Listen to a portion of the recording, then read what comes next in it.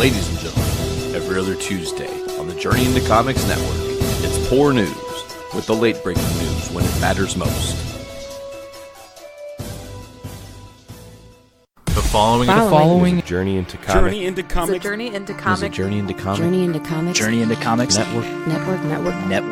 Network. Production. And here we go. Ladies and gentlemen, you're listening to Journey into Comics, the podcast dedicated to all things nerd, with your host, the podfather himself, Nate Phillips. Showtime, a-holes. What's up, ladies and gentlemen? Welcome back to another episode of Journey into Comics. It's Journey into Comics 225. I am your host, Nate. Hope everybody's doing fantastic on this beautiful Monday here in January. Now, let's get something straight. This episode is coming to you later than we typically get people the episode. I was feeling like absolute dog shit, had another one of those horrendous migraines, was fighting it off all day. It had zapped my energy and had taken my spirit away, and I, didn't really want to do the podcast, and I thought, well, what's the best way to remedy this? And then I thought to myself even further, I went, well, why don't I just wait till tomorrow? I'll record it. I'll wake up early and I'll record it. It'll just go up a little bit later. Okay. As I was getting ready for bed, something happened. And this sometimes happens when you're in the process of breaking through your migraine. You, essentially get stuck in this situation where all of a sudden your energy just gets like thrust back into you.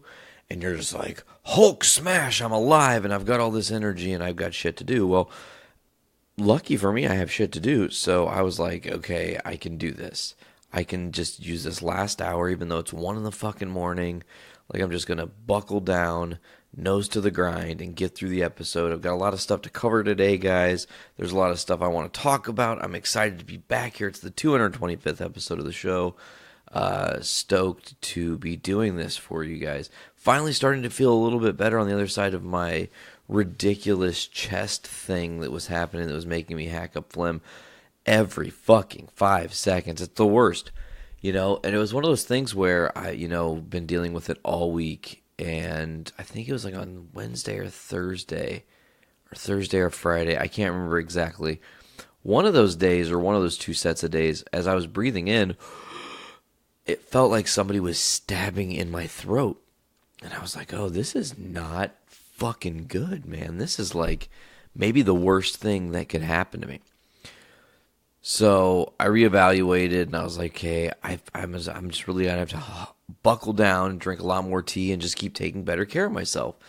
And I unfortunately had to starve myself of doing some fun shit this weekend because I was not 100%. And then, of course, today to be Sunday and to start, I was throat-wise feeling, let's say 49% better than I had been. It's the first day I've not had to do any of this like major hack up phlegm. So that's a strong plus, because that was just really painful and ridiculous and wasted a lot of my time. So it did, though. It zapped time away that I wanted to be spending with people that I care about and love spending time with. Particularly speaking, Mr. Dick Blaine Tyner. He and Miranda had a lovely housewarming party put together. We were not able to go because I was in dog shit feeling mode when Saturday evening came here. I had, kind of battled all day with whether we were going to be able to make the drive down or not. Anyways, we had, recorded foodies, and maybe that was a little bit of a mistake, but I just wanted to, we had an opportunity, a window to do it. As you guys on the network know, podcasting, if you have the window, you fucking take the window. So I did the episode and maybe have, hopefully not gotten anybody sick there, but after the podcast, it just hit me like a ton of bricks. I was like, oh my God, I feel like dog shit now. Like, I used all my good chi energy, and it just fucking took it out of me. So I was like, well, we're not going to be able to go, unfortunately, which bummed me the fuck out, man. But, we have some really cool stuff planned. We, Dick and myself, and we're going to make some cool things happen here in the coming months. I'm really looking forward to that kind of stuff. But other than being sick, the week has been kind of just blasé, lots and lots and lots and lots of, one thing you can do while you're sick is clean. You just got to fucking kind of find your second wind, your second energy, and just force yourself through the whatevers. And of course, you fucking can get down cleaning when you're hacking your lungs up and stuff. That's fine and all, but it's just a tedious process when we've been not home a lot. The holidays hit, like I've been talking about the past couple episodes, it's been very busy. So the holidays hit, and that was very busy. And then we've had shows, and that was very busy. And it's all these things. So to finally get the house, and actually really to get our house and Veronica's house back to ground zero has been really awesome. Just to kind of know that it's clean. It made it all worthwhile, So that was good. There. So we're in the new year here. It's 2019. 2018 is gone. I'd be remiss if I decided not to say a few things that I loved about the year. So I'm just going to quickly go over things that were like my number one things from 2018. Memorable moments, podcasting, things like that, movies, TV, shit like that. So first of all, we'll go movie of 2018. For me, it's super easy to tell.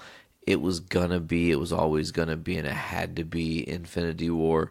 That was a movie I was waiting for many, many years, and the payoff of finally having Thanos show up and beat that ass after showing up in Avengers in 2012 and doing the turn and the grin, like, man, holy shiitake mushrooms. It was a hot ass moment, as it were.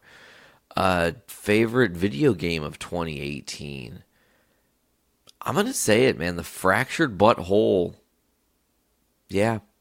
Yep. South Park, The Fractured Butthole for me was my favorite game. Maybe that's because I haven't finished Red Dead yet. Maybe it's because I didn't get to play Spider-Man yet. Maybe because I didn't get to play God of War yet. Maybe that's why that is what I'm picking as my game. But I really genuinely loved the story and the fun gameplay of The Fractured Butthole. Also mentioning that the new South Park season, if you guys have Hulu, watch it. It's fucking hysterical. Get yourself some Tegrity. Everybody needs to have a little Tegrity in their life. Just saying. Tegrity Farms. This episode of Journey into Comics is brought to you by Tegrity Farms. I'm Mr. Tally, and that's some good shit. All right, anyways. So, another thing 2018 brought us was music. I'm going to say Trivium, The Sin and the Sentence, best album of 2018. Maybe it was lost in the shuffle. Maybe some people didn't even pay attention to its existence. Maybe I'm crazy and that came out in 2017. I don't think it did. I'm pretty sure it came out in 2018. I just feel like the year 2018 was a blur. Also, it would be hard for me also not to mention how Ghost Prequella was really high up there for me, as well as Tenacious D Post-Apocalypto. All three of those albums came out in 2018. All three of those albums, by any right, could hail the throne of best album of 2018, in my opinion. Best moment of 2018. For me, there are many moments that you could hail as best. There are awesome shows we got to play. I'll never forget playing Columbus, Ohio for the first time, the Tree Bar, back in April. That was a fucking crazy moment and amazing to experience and be a part of. Go back to February and meeting Stu Block of Iced Earth with Brando and hanging out with him after the show a little bit, and the crazy Uberman story, like the Asian Uberman story, whatever we called it. I can't remember. Man, there's personal moments between me and my loved ones that are way up there, higher than this other shit. I got to interview a lot of cool people in 2018. Athena Finger, Stu Block. Just to name a few. I've been so fortunate to grow the network in 2018 as quickly as we have, and be able to, come into 2019 with kind of a set game plan. And we're only 7 days in right now, but so far we haven't gone off the rails. We have everything, planned, and it seems as if we are going to be on the course to success for the network. So overall, there were a lot of great things about 2018. There were some down things about 2018, deaths and what have you. Not going to be a bummer and get into that kind of stuff. Trying to think of other things from 2018. Oh, favorite comic book series. Gotta stick with The Walking Dead. It was great. It kept doing the unexpected. It built to a fever pitch, and actually, I should be talking about that today, but I didn't plan on talking about it, and I want to make sure I know what I'm talking about. So I'll save that one specific thing where we talk about The Walking Dead for next episode, which is going to be a very special episode, by the way, folks. Next week, Journey into Comics, right here. I don't know what you're going to be doing to celebrate, how you're going to be enjoying your celebration, but next Monday is 5 years of the Journey into Comics podcast, right here on Podbean. And I've got a really cool thing that we're going to be announcing next Monday that will coincide next Monday with some other cool shit. Just keep your heads on a swivel. Keep looking for Journey into Comics Network, and all of our shows, because they're going to be coming at you in a even bigger capacity soon. So, yeah, things have been crazy in that realm, and 2018 was a great thing. And now I think it's time to officially just go ahead and do the podcasting side of this, where we get into the comic booky stuff. And I want to address something I found several weeks ago, and I totally forgot about it, and it just was in my tabs that was like kind of leftover tabs or whatever. And I pulled it up, and I was like, oh shit, I wanted to talk about this. There's a reason. It's interesting. It's going to tie into the rest of the show. It's going to kind of set the pace. So this is a list from comicbook.com, and this drink break brought to you by Poor News. Episode 11 drops tomorrow. Make sure to check that out right here at journeyintocomics.com. Okay, so this is a list of every Marvel movie ranked from awful to amazing. Okay? I'm going to quickly go down the list. There are 50 at this time movies that had come out that are on this list. They are all at this juncture live action. That's one thing to note. I have seen a majority of these, and I'm going to mention the ones I have seen. I'm going to also tell you about the ones I haven't seen and discuss why I haven't seen them. So let's get right into it. The worst movie on the list, coming in at number 50, Fantastic Four, the 2015 reboot, starring Miles Teller, Michael B. Jordan. It was a shit show. It was not good. It was a poorly designed movie with very little... I call it like a shoestring plot, because it was just very thinly veiled together and held together by shoestrings. So when you're in your third act and then all of a sudden they're the Fantastic Four, it just kind of felt forced and contrived, and for another day. Coming in at number 49, Punisher Warzone. I actually never saw this movie. Have nothing to say about it. Another movie I did not see, coming in at number 48, Ghost Rider Spirit of Vengeance, the Nicolas Cage sequel. Yeah, I did not see it. Number 47 on the list, I'm going to disagree with wholeheartedly. I have a lot to say about this movie. Coming in, according to the comicbook.com list, at 47, The Punisher, Thomas Jane's Punisher. I thought this movie was awesome. It did a great job of being a Punisher movie. It did a great job of Thomas Jane portraying the Punisher. I thought that the story was clever. Maybe some of the acting was weak. Shout out and rest in peace to John Panette, who was a character in the movie. One of the neighbors that lived in the apartment, the fat guy that sang the opera song while he was cooking spaghetti. See, and this is what upsets me about this list, is coming in at number 47 is The Punisher, but number 46 is Elektra. Elektra was a steaming pile of horseshit. Put that at number 47. Put Punisher at least 46. Coming in right below this, now there's a several-way tie for what would end up, it actually turns out being 44th spot instead of your 45th spot, because there's a three-way tie here, I think. So 44 is Ghost Rider. which, okay, Nicolas Cage's Ghost Rider. I didn't hate that movie. I like it. I own it on Blu-ray. It was one of the first Blu-rays I owned. Not bad. Not something you should hate on. I genuinely dug Nick Cage as Johnny Blaze. Also in this tie, right here at number 44, you heard it here, folks. Maybe you're going to disagree with me. Maybe you're going to argue. Maybe you're going to go feck yourself, Cal, because Venom is number 44. CNET saying that Tom Hardy-led film is the dumbest movie ever. I can agree with you. Number 43, Blade Trinity. Now, I liked Blade Trinity. I thought it was pretty good. Ryan Reynolds in a superhero role pre his Deadpool era. Wesley Snipes being Blade. Triple H makes an appearance in this movie. I mean, it was crazy. It had everything. I thought it was all right. I didn't hate this movie. Blade Trinity at 43.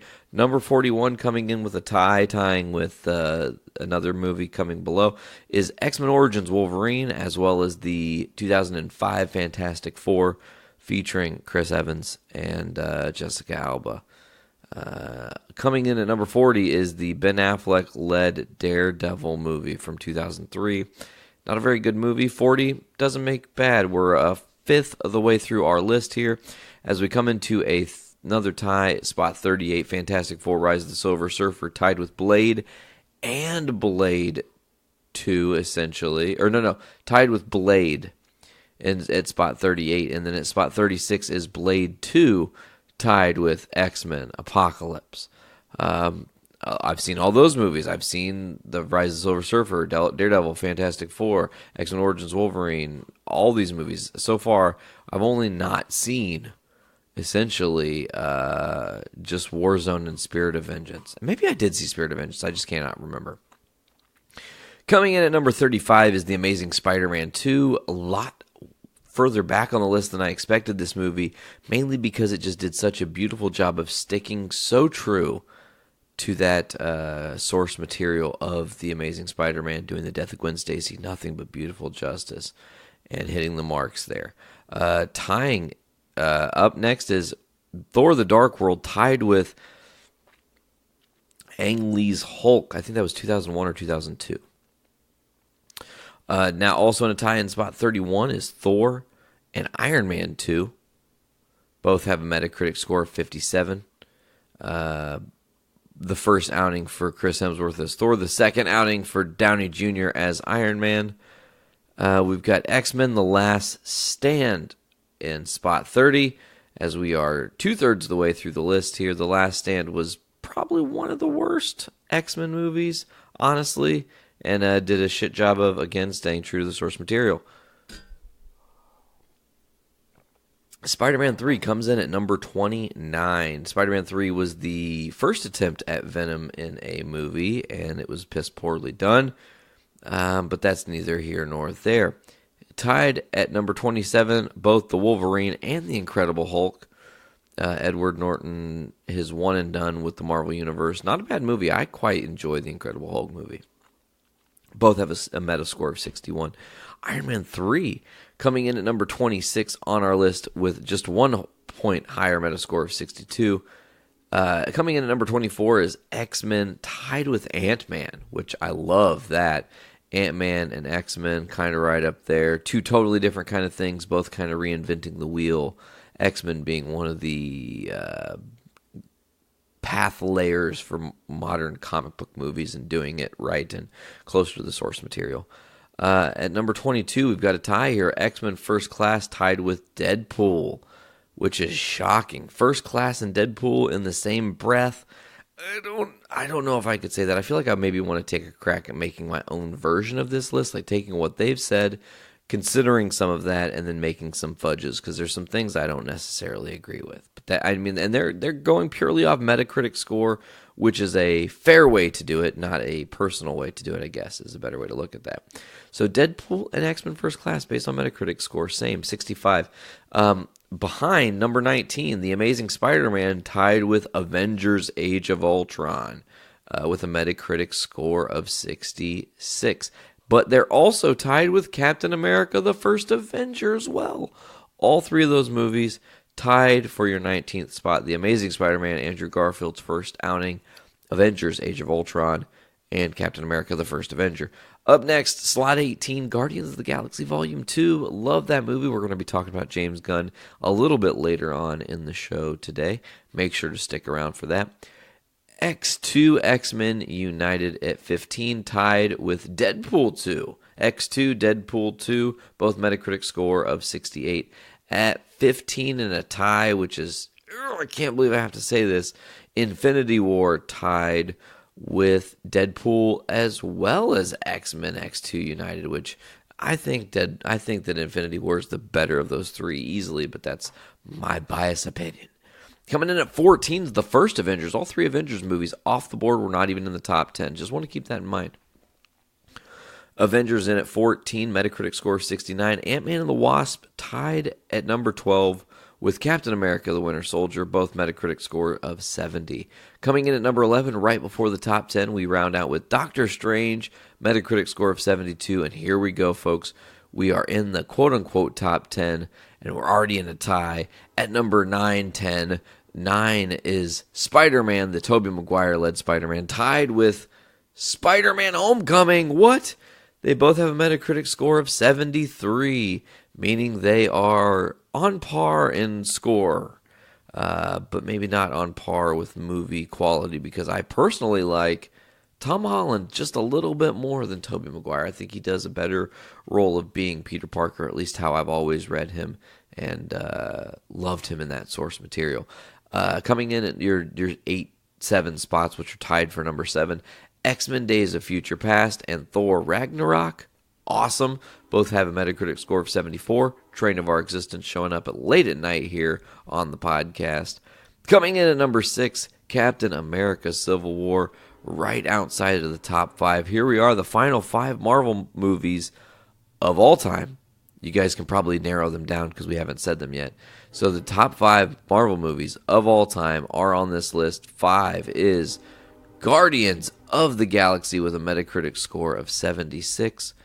Obviously, James Gunn's first outing with our ragtag team did nothing but blow people's minds and set the bar even higher for the MCU. Don't know why I had a hard time saying higher. Coming in at number 4 with a Metacritic score of 77, it's Logan, a dreary Logan film. Great movie. Sad as fuck, but great movie. Coming in at number 3, the thing that kicks the MCU off at the very, very, very jump, Iron Man, with a Metacritic score of 79. Robert Downey Jr. getting mad praise. Final 2 here. And let me tell you what, the final 2 are shocking. We got something from the past. We got something from the present. Coming in at number 2 with a Metacritic score of 83. Love, Death, Hope, and Hatred. These words describe our number 2 on the list, because that is Spider-Man 2. Taking the number 2 slot, the Alfred Molina-led Doc Ock versus Tobey Maguire's Spider-Man. Kristen Dunst obviously returning her role as MJ in that flick. Amazing movie. It makes me actually think that maybe I'm going to watch that after this podcast if I've got a little bit of extra juice. We'll see. We'll see how I feel. And coming in at number 1, the top Marvel movie according to the Metacritic score, a Metacritic score of 88. Wakanda Forever, baby. Black Panther taking the top of this list as the best Marvel movie of all time according to the MCU Metacritic scores. All 50 movies laid out there for you folks. Hopefully you enjoyed me going down that list. It was tedious. Lots to cover there. You know, it's funny because, bias speaking, man, there are some movies that were way up there. Like, honestly, the fact that The Last Stand was as far up as it was, like, I think The Punisher with Thomas Jane's a better movie by far than X3. Sorry, I'm just going to keep it real. Same with the Wolverine, X-Men Origins, like, those, you know, man, I don't know, man. It's an interesting list. To talk about interesting lists and things that get snubbed and things that are going crazy, how about this, folks? We just, and this is going to be something that gets again covered. We had predictions we did leading into this week's Foodies Watching Movies. Next episode, we will be reviewing the Golden Globes and everything that happened. So this is a little bit of that, but It's happened, folks. Black Panther was nominated for 3 awards at this year's Golden Globes. However, didn't win. Didn't win any awards. It did not take anything home. Best Picture or Best Motion Picture Drama went to Bohemian Rhapsody. That just really is disheartening. Because Black Panther kind of heralded a change again. A very bold statement by Marvel saying, we can do anything we want how we know we can do it, and we can execute it flawlessly because we trust ourselves. That's why Black Panther's so good. I don't care if Eric Cartman hates it. I think Black Panther is amazing. All right, folks. Well, so while Black Panther got the snub at the Golden Globes, another Marvel movie did not get a snub, and actually it got the best nod it could have gotten. As Spider-Man Into the Spiderverse has shocked some people, winning the Best Motion Picture Animated at the Golden Globes. We're in an alternate universe where we win this, the producer joked, which was Phil Lord, accepting the award. He said, "Thank you to the people who voted for recognizing us, recognizing such an unusual movie. This is a ridiculous. Look at all these people. Collaboration amongst many filmmakers, starting with our directors, Bob Pereschetti, Peter Ramsey, and Rodney Rothman." So, pretty awesome, because Incredibles 2 is actually the odds-on favorite to take the trophy and did not win, which is shocking. Usually, when a Disney Animation Studios film gets nominated, it wins with Pixar. And only 2 years this has happened. The Adventure of Tintin in 2012, and How to Train Your Dragon in 2015. So now, it's happened 3 times, because Into the Spider-Verse shocks and stuns, taking the Golden Globe. That is bitchin' in the kitchen. So while that was happening, I want to talk about these few little talking points here. While this was all happening, Kevin Feige was there for the Golden Globes, and he got up with some people on the red carpet to address a few things in the future. This is going to kind of play out of order with what I planned, but that's fine. I don't really care. Because, first of all, I want to mention that the Disney and Fox deal is expected to gain approval from Brazil, which is one of the final markets required to get the approval to finalize the deal. Meaning we are... When they said that it was going to be the final week of January, they were right. This is about to happen. We are about to officially welcome the Fantastic Four and the X-Men back home. And who knows where they go, what they end up doing, where they land, whatever. But just to have them back, and the endless possibilities that Marvel will now be able to utilize with all these characters, and essentially having every single character home except officially for Spider-Man and company. But who knows? Maybe something can work out with Sony, and they can keep working their relationship, because I think it is beneficial to have Spidey in the MCU. I think it's also beneficial to have some of those Spider-Man villains in the MCU. So good to note that this deal is going to clear Brazil, but that also leads us right back to Kevin Feige on the red carpet talking about getting the X-Men and the Fantastic Four. Someone says they asked him, just saying the deal is very near completion, and does that make him exciting? And it is very exciting. And he responded saying, the truth is I'm excited for all of this. I'm excited. And it's not just the marquee names. There are hundreds of names on those documents, on those agreements. He said the fact that Marvel is as close as we ever get now to having access to all of the characters is something I've been dreaming about for almost my 20 years at Marvel. It's very exciting. Wait a minute, back up. Someone says, 20 years at Marvel, Kevin Feige? The MCU is only 10 years old. What are you talking about? That doesn't make any sense. Guys, Kevin Feige was working on X-Men films way back. I've said it before on the podcast. He had an idea for interconnected universes back then, and no one listened. That deal could have been Fox's. Fox could have been the fucking stalwarts of the Marvel Cinematic Universe. And they weren't. Because they didn't listen to Kevin Feige. And Kevin Feige gets scooped up to become the architect of the MCU. And man, he sees the bigger picture and he goes, this is how I would do it, man. And it's clever, it's smart. I will say I'm sure they're two different things entirely, but running a podcast network and also having a schedule of movies like Kevin Feige does and having to balance those, being able to know how you want to drop things, how you want to release things, the timing of things, and making sure that the wheels never come off is a delicate balance. And it's been nothing but beautiful timing. I mean, even being able to release movies a little bit earlier than what we were anticipating, talking to you, Infinity War, and now Endgame.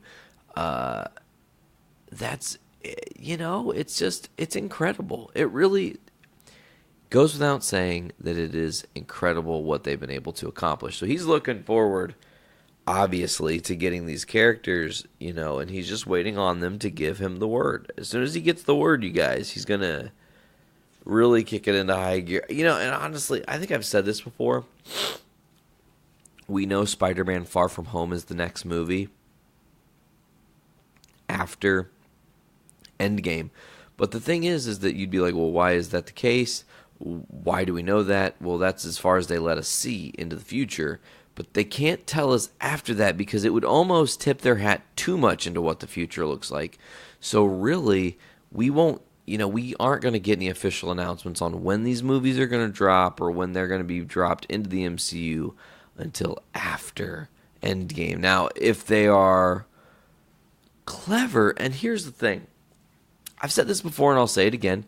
If they are clever, and if they are super forward-thinking, and if they were shooting from the hip, when you film this movie and all these things are in play, and back when they were starting to work on Infinity War / Endgame, the deal was going through and starting with Disney, and all the wheels were turning, and everything is set in motion, essentially. You could have almost gambled that, like, look, here's the deal. The world, the general public world, won't see the movie until after the deal with Disney is done. So if Disney and Fox want to do the deal, that's great because we can also jumpstart and surprise and shock people and put some of those characters that are going to enter the MCU that are from that deal in a post-credit. Because the deal was done, and we knew the deal was going to get done, and we had the scene filmed, and we wouldn't have used it. The after-credit scene, we wouldn't have used it if the deal didn't go through, but the deal went through. We already had it filmed. We already had it ready. We were planned for this. Boom. Here you go. Boom. And now you've got an insane jumpstart and hype. Could you imagine leaving the theater with Endgame having this beautiful story wrap up, however it's going to wrap up? They give you an after credits, and it's the Fantastic Four ending up back on Earth 616, as it were.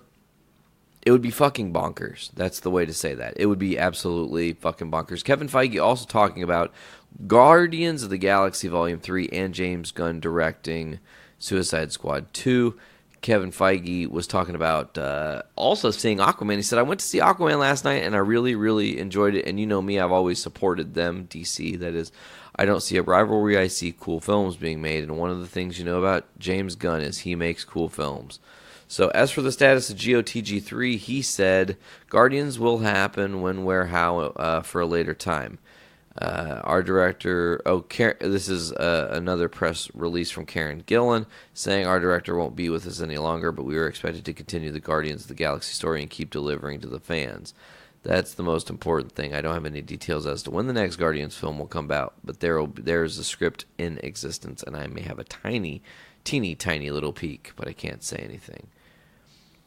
So, James Gunn doing the Suicide Squad 2 thing, maybe there's time for him to come back here. Maybe there's time for the redemption for James Gunn to be rehired for Guardians of the Galaxy 3, even if it has been slightly delayed. But who knows how this is all going to play out. It's a very strange situation, as we've said and been covering since July when this all broke out, or early August, whenever that was. So that's what we got on Kevin Feige. Now, I just want to mention quickly, somebody brought up an interesting fan theory, and it caught my attention because this is someone like really combing the details and thinking about it. This fan theory essentially proves, in a way, loosely, that Star-Lord and company are already in a time loop. Way before we know they're in a time loop. Now let's get into it here. The theory is this. Okay. The theory is that they have been stuck in a time loop ever since Doctor Strange began viewing all 14 million potential futures. The lead evidence of a time loop, the fan theory says, is the measurement of Quill the Quill takes after the group of Avengers and Guardians first exit Ebony Maw's Q-ship.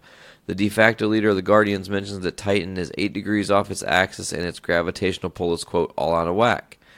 The theory states that the readings are the bizarre way they are because of the fight later in which Thanos decimates a nearby moon and throws it towards the surface of Titan in an effort to deter the heroes fighting against him.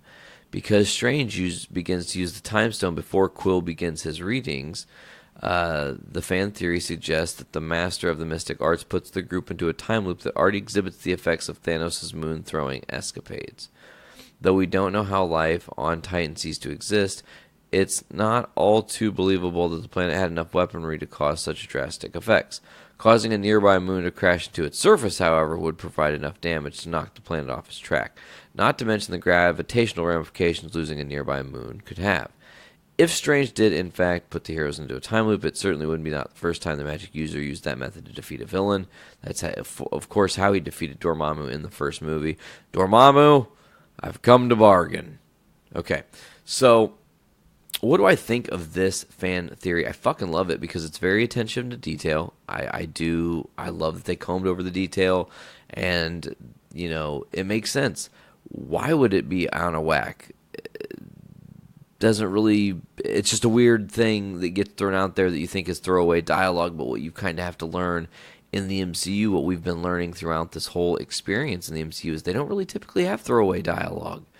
They cleverly weave dialogue to always have a purpose. So I think it's very sensible to assume that there's a possibility they are in a time loop. It would be a shocking factor. It would be a shocking method. It would be interesting to see. There's a lot of different things that could happen, but before we even get to Endgame, we have to keep in mind there's another movie coming out still. Here we are, just 2 short months away. Now, here's a crazy thing, you guys. I get to see Captain Marvel and the very next day see Metallica. What the fuck? That's crazy. I'm not even sure if I'm ready for that. Anyways, Captain Marvel's runtime has been revealed by AMC,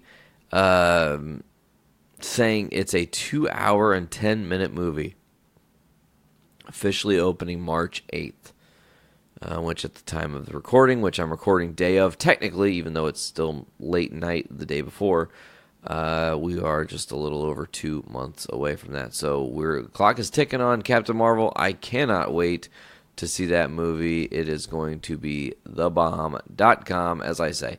All right, folks, we got to move on here a little bit. There's some more Marvel news to get into, as it's possible that Marvel is teasing a Fantastic Four video game. It was reported that several ex-Blizzard developers, now known as Second Diner, were heading a new Marvel game. Today, Marvel has made a critical change to their social media page, what seems to be hinting what the mysterious game could be. It looks like it could be about the Fantastic Four. The new profile image being Marvel Games, but the A is not an A. It is, in fact, a 4. So, wonder what is coming. Seems like they are definitely getting the Fantastic Four more involved as we hype train and get closer and closer and closer to that Disney-Fox deal being done, and the sweet, sweet goodness that is the Fantastic Four and the X-Men coming home, folks. You can't hear me say it enough here. To talk on that deal, though, to get back to it, somebody that's going to be essentially coming over in the trade is going to be Ryan Reynolds and Deadpool. Now, Ryan Reynolds and Deadpool did something over the holidays with the Once Upon a Deadpool coming to theaters for a limited 12 days. That has now left theaters. It's already gone. You can't go see it anymore. That's sad. It sucks. Boo. I don't like it. Check this out, though. It's coming to Blu-ray and digital next Tuesday. Oh, that's right. You can get it next Tuesday. So when Journey into Comics turns 5 years on Monday, that following day, Tuesday, you can get Once Upon a Deadpool on Blu-ray. AP said this, and I agree with him. I just want to bring this up here. AP, this is a great-ass idea. He said if they came out with a Once Upon a Deadpool 2 Super Duper cut, where it was one movie, but the two movies, but the one movie, kind of, I guess it wouldn't be PG-13 then, but, or like a 2-pack of those movies, he would get that because he wants both of them. But still, I love the idea of just like doing a super duper cut, uncensored version of Once Upon a Deadpool. Unrated. Like it just is so Deadpool, right? It's so Deadpool. So look for that January 15th, folks. I'm excited. Speaking of Deadpool, here's another thing that is interesting to note. As Donald Glover's Deadpool animated series dissolved, but it seems like Rob Liefeld believes it could still make its TV. The animated series was going to get a 10-episode order at FX, was going to be created by Donald and Stephen Glover. It was eventually canceled due to creative differences, but the animated series is still in development within Marvel. So this is according to Liefeld. He says, when the Donald Glover news broke, and maybe unlike the rest of you, sometimes I look at my phone when I'm driving, which I shouldn't. On the freeway, I may have swerved like, whoa, when that went south, that was very, like, unfortunate. I think for all, but I will not say who, but a Marvel exec did say, don't worry, Robert, we're going to give you a Deadpool cartoon. It is still going to happen. Let me tell you that I have no inside information. I just know that, look, Marvel is doing a great job of taking over the world, right? So, yeah. I'm telling you, man. He also went on to say the world of possibilities for Marvel is just enormous, with them getting the X-Men catalog and the Fantastic Four catalog and all the access that grants them, plus the means to do something like a dedicated Deadpool cartoon. I mean, there's been a Spider-Man cartoon on since I was 5 years old, and there's always been a Spider-Man cartoon. So I think there's an argument to be made that Deadpool is equally as popular to the culture as Spider-Man, so a cartoon would seem inevitable. So we'll see, man. Hopefully we do get that Deadpool thing now here.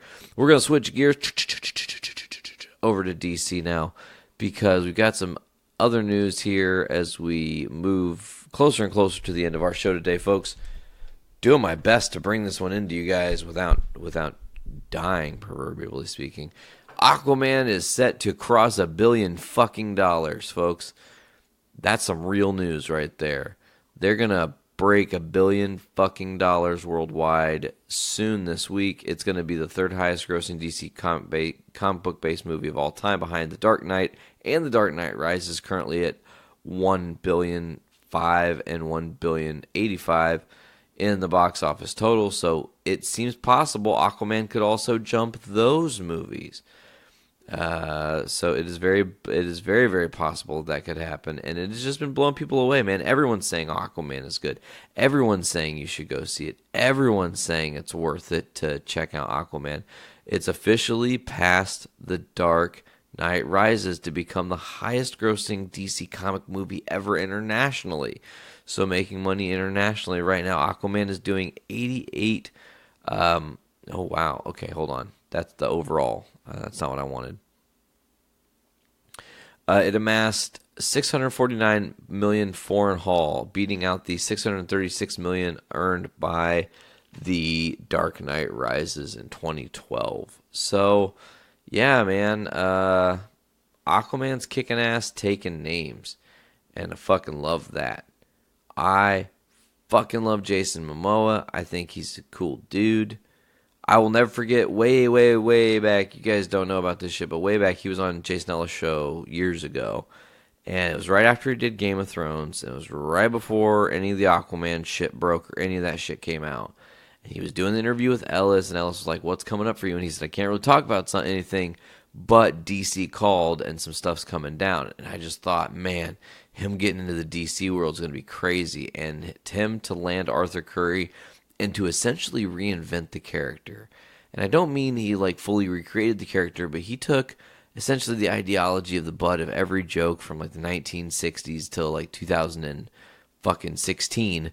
The butt of every joke, Arthur Curry and fucking Aquaman, he turned it around, man. He's made this badass thing, this dude that you just respect. Like, fuck, I want to be Aquaman. Like, I haven't even seen the fucking movie. It's like, shit. He's the bomb. All right, well, let's move into some more DC news here as we've got a awesome little bit of news. It seems that CW is going to be getting a lot tinier, and what I mean tinier is bigger because we're getting a new show, but that means we're running out of space for shows because they have too many great superhero shows they're already juggling. But according to The Hollywood Reporter, it is official, CW will be pursuing the standalone series with Ruby Riott playing Kate Kane as Batwoman. We will be getting a Batwoman pilot picked up by the CW, probably getting a 10 to 13 episode first season, possibly. We'll have to see here. But they brought her over for the Elseworlds crossover to test out the likability, and she debuted great, and it was awesome to have her on TV and see Batwoman there and hype Bruce Wayne's disappearance and stuff. And just, I guess it's interesting to me because I feel like DC has really spread themselves out. They've got awesome shit on the CW. They've got awesome shit on their app. They've got, awesome comic books. Their movies could be better, but their TV shows don't always run on the same thing. So you've got Titans is on like one service. You've got Gotham on another service. You've got Batwoman and now all the Arrowverse stuff on another service. So you've got all these different services. If they were one service doing this, it'd be fucking insane. But it's kind of nice that it's multiple places because you kind of get different perspectives of their vision of what Bruce Wayne, Batman, and those characters are doing. And that in and of itself is, it's refreshing. It really is. It's a refreshing look at the world that Bill Finger and Bob Kane created. Speaking of Batman writers, Batman writer Tom King talking about this allegation that he was in the CIA. So here's the full scoop if you guys haven't got it. Tom King has responded to allegations that his CIA background was fabricated with a strong denial and some photos posted to Twitter that helped to verify his story. In a blog post in the Twist Street Tumblr page, a writer questioned whether the hero in Crisis scribe was indeed a CIA officer, as he previously asserted in several interviews and as DC marketed him during his run on the intelligence-heavy Grayson and Sheriff of Babylon comics. The post questions King's credibility based primarily on a form letter the CIA sent back in 2016 after receiving a request for employment verification for King. The form included 3 boxes. We do not have a record of the individual. A release was not provided from the individual, with a note that you can resubmit with such a release and other. The first 2 boxes were checked. The first box being checked raised his eyebrows, although later in the article, Old Twist Street acknowledges it's equally likely that the second box was more key element in the CIA decision-making. It is not immediately clear whether Twist Street reached out to King or DC for comment during the 2-year plus that they were developing the story. The piece questioned why media, and apparently DC themselves, does not question or verify King's resume with the CIA. King pointed out there were already some photos online of his time in the Middle East and decided he also would share a photo of himself in Iraq from 2004, an email from the CIA, who had to review Sheriff of Babylon due to how closely its events mirrored things going on in Iraq during his time in the country. King says on Twitter, "This is the first comic I'm actually submitting to the CIA, so every page has been approved by the agency to make sure that I'm not going to go over any lines." Oh, he told comicbook.com when the series launched. "This one really draws from a lot of inspiration from personal experience of what I did. I was there for about 5 months. I only write about the time that I was there. I can't write about the classified stuff. What I did as a CIA officer. What I can do is write about the background and try to give you what the heat felt like, what the dirt felt like, what the danger felt like, and try to get all those little details into this book." He added in a second tweet that his wife had asked to be quoted on his Twitter feed for the first time. She says, "Tell those assholes to call me and ask me what it was like worrying every day that you'd get shot. You served your country. Fuck those fuckers. Fuck the fans." Yeah, I agree with that. Fuck the fans. It's crazy to me that Tom King was in the CIA, but it's fucking amazing all at once. Speaking of Heroes in Crisis, I'm about to be catching up and reading that and then reviewing it on the show, folks. So next week's going to be a little bit more of a comic-heavy episode in the 5-year anniversary episode of Journey into Comics. We are going to be talking about that new Walking Dead that just dropped. We are going to be talking about the most recent past few Heroes in Crisis that have been coming out that I've been reading. Maybe something else drops this week along the way that we'll also be discussing. Who knows what other big news will be in our mirror by the time we get to Monday. So I got one more article for you here, folks. It's 1:38 a.m. Shout out to the motherfucking Misfits. One final drink break before we get out of here. Let's look at the time. Oh, wow. We're doing pretty good, folks. We're 50-some minutes odd in the podcast here. We're going to break barriers today. People are like, what the fuck does he mean, break barriers? You can't break barriers? You aren't a barrier breaker. You didn't do anything special? You're a barrier breaker? Okay, well, I'm going to be a barrier breaker because I'm gonna just be a little bit different here. So Kevin Smith, this is a story mixed with me talking about personal life and tying back to the whole why I'm doing a late night podcast and all this stuff. So it's all going to coalesce. Watch me. Kevin Smith recently was talking on his Hollywood Babylon podcast, and he says this. He gets given a mystery bag of weed, of marijuana, of cannabis, of pot, whatever you want to call it. So he gets a mystery bag from a friend, meaning he just been given like, here's just some weed, man. Have some weed, smoke this weed, it'll be good. And it's not like you're, oh my God, if I smoke this weed, I'm going to die. That's not how it works, by the way. That's a misconception. We're going to cover that. So it's just crazy, Kevin Smith said of the mystery bag. Each time you smoke a joint, you don't know what's going to happen next. You're like, oh my God. One time I smoked a joint and I wrote this fucking issue of Detective Comics. It's coming up on issue 1,000. They've had 1,000 issues, I think. It must have done more. But in their numbering, they're coming up on Detective Comics issue 1,000. So they asked me, will you write a story for an 8-pager? Jim Lee will draw it. I was like, fuck yeah, Jim Lee. Holy shit, man. I let him draw my death. Like, he's so fucking good. So I smoked this fucking strain. It's crazy. I never know what it was. It was like we're passing 2 ships in the fucking night and shit. I didn't know what it was, so I can't be like, you must get me this. It may be right, honestly, the best Batman story I'll ever write. Thing is, I wrote I think the thing I wrote makes up for that. It just feels so good, solid, like a fucking Batman story that came from smoking weed, which I'll never know what it was, man. So Kevin Smith wrote, in his opinion, for the upcoming Batman 1000, Detective Comics 1000, he wrote arguably, in his opinion, his best story of Batman. He's written several comics, by the way, while stoned on some cannabis. The wacky tobacco, as it were.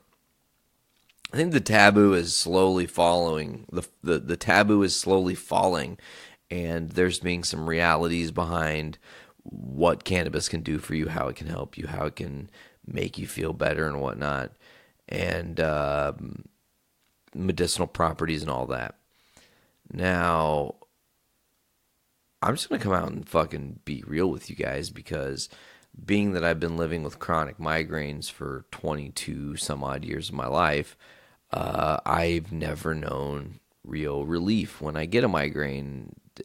For many years of my life, it was constant pressure, never stopping. It would end my day. I would have to just go to bed and call it. I couldn't battle through my day and keep going or whatever, because the pain would just become so much that it would just take me over. And it was like, if I don't sleep or if I don't escape the pain, I'm going to want to kill myself. And that's another very real thing. Like, your brain starts to hurt so bad so often that you can't escape it. It's just like, it drives you fucking crazy.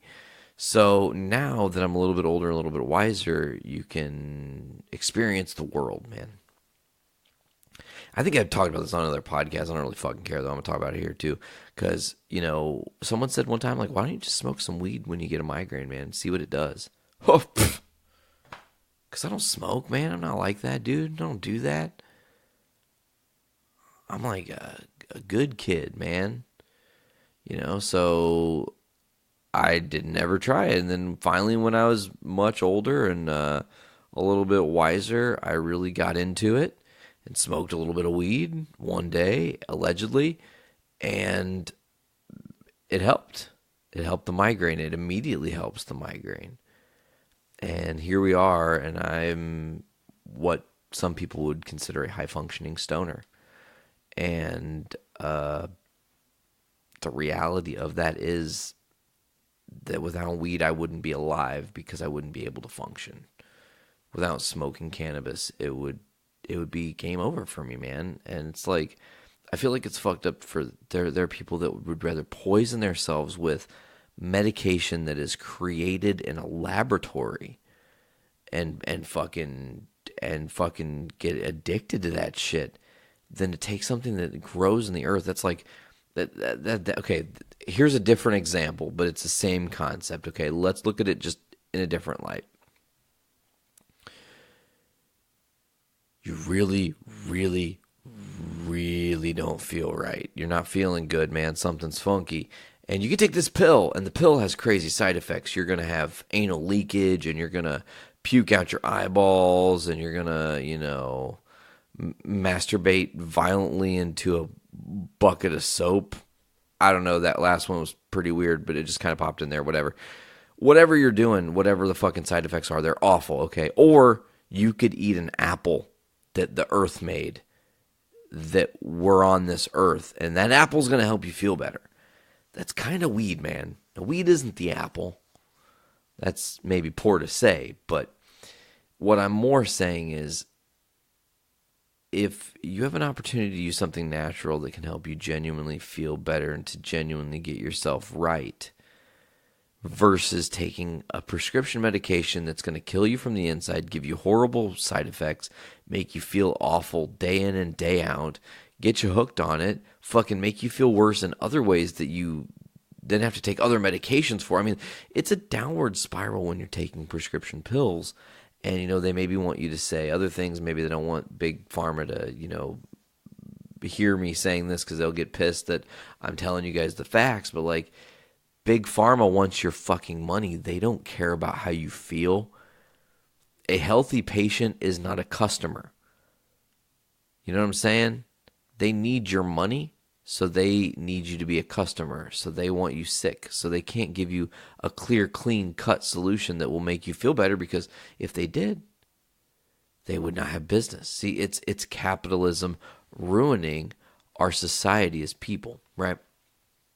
So I leave you with this, guys. Listen, if you're on the side of the cannabis debate that you think it's bad, it should be illegal, it should be something that we kill people over and blah, blah, blah, blah, this shit, please email me at journeyintocomicspodcast@gmail.com.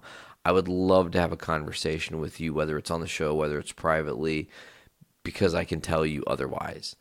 I don't get crazy. The reefer doesn't make me chop my family up with an axe. Like, none of those things are real. Those are just fucking made up propaganda stories that really, if you want the best way to understand the realest shit about all of why the war on cannabis and the war on drugs is horseshit, watch Adam Ruins Everything, the episode on drugs. If you have Netflix, Adam Ruins Everything's on Netflix now. Watch the episode on drugs. They break down the reason that marijuana is even illegal in the first place is because in the 20s, they were looking for a way to swing the vote to get people who were against the Mexicans on their side. So they made weed illegal because Mexicans smoked weed. Then they could go and they could disrupt these people's homes when they were having meetings and stuff.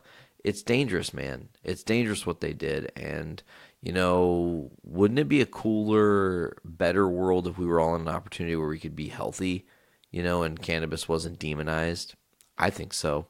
So I'll leave you with that, folks. As always, check out the Journey into Comics podcast and the Journey into Comics network at journeyintocomics.com, where you can get us on iTunes, Podbean, Stitcher Radio, Google Play Music, or Spotify. Just search Journey into Comics network. You'll get all the shows on our network, whether it's Journey into Comics, Porn News, Porn Entertainment, Foodies Watching Movies, Adulting Ain't Easy, Journey into Wrestling, Podcastrophe, Kids for Sale, Gallif Radio, The Voice of Survival, Crucial Tunes, Brews with Dudes, Dungeons with Dudes.